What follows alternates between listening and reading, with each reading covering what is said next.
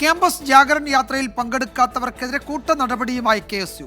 കാസർഗോഡ്, കണ്ണൂർ, വയനാട്, കോഴിക്കോട് ജില്ലകളിലെ ജില്ലാ ഭാരവാഹികളെ സസ്പെൻഡ് ചെയ്തു. ജില്ലാ ഭാരവാഹികളോടും അസംബ്ലി തല പ്രസിഡന്റുമാരോടും വിശദീകരണവും തേടിയിട്ടുണ്ട്. ഷഹദ് റഹ്മാൻ കോഴിക്കോട്ട് നിന്ന് ചേരുന്നുണ്ട്. ഷഹദ്, എന്താണ് KSU നേതൃത്വം ഇക്കാര്യത്തിൽ നൽകുന്ന വിവരങ്ങൾ?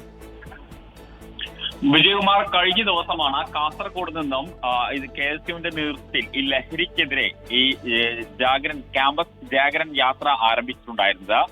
ഈ യാത്രയിൽ പങ്കെടുക്കാത്ത പ്രവർത്തകർക്കെതിരെയാണ് ഇപ്പോൾ കർശന നടപടി സ്വീകരിക്കാൻ KSU തീരുമാനിച്ചിട്ടുള്ളത്.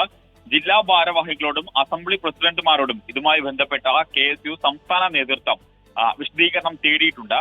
എന്നാൽ കൃത്യമായിട്ട് വിശദീകരണം നൽകാത്തവരോടും അതുപോലെ തന്നെ ഈ സമയബന്ധിതമായിട്ട് വിശദീകരണം നൽകാത്ത ആളുകളെയുമാണ് നിലവിൽ ഇപ്പോൾ സസ്പെൻഡ് ചെയ്തിട്ടുള്ളത്.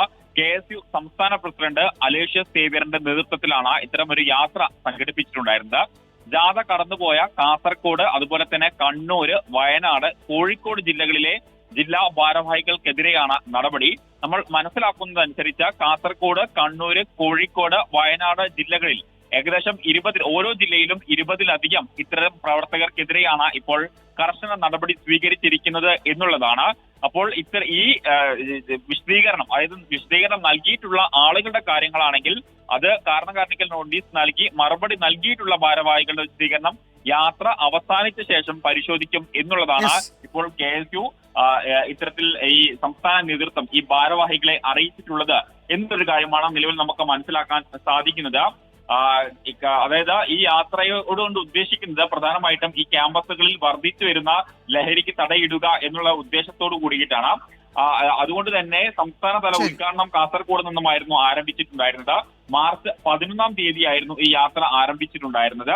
അന്ന് അത് സംസ്ഥാനതല ഉദ്ഘാടനം വരുൺ ചൗധരിയാണ് ഉദ്ഘാടനം നിർവഹിക്കുകയും ചെയ്തിട്ടുണ്ടായിരുന്നത്. ഇപ്പോഴും അതായത് KSUവിന്റെ സംസ്ഥാന വൈസ് പ്രസിഡന്റ് അടക്കം സംസ്ഥാന പ്രസിഡന്റ് അടക്കമുള്ള ആളുകൾ യാത്രയിലുടനീളം പങ്കെടുക്കുന്നുണ്ട്, വിവിധ ക്യാമ്പസുകളിൽ പങ്കെടുക്കുന്നുണ്ട്. പക്ഷേ ഈ യാത്രയ്ക്ക് വേണ്ട ഗൗരവം നൽകാത്ത നടപടിക്ക് ശരി ഷഹദ്, എന്തായാലും ഇക്കാര്യത്തിൽ KSU കുറെ കൂടി കടുത്ത സംഘടനാ നടപടികൾ ഒരുങ്ങുന്നു എന്നാണ് ഞങ്ങളുടെ കോഴിക്കോട് ബ്യൂറോ റിപ്പോർട്ട് ചെയ്യുന്നത്.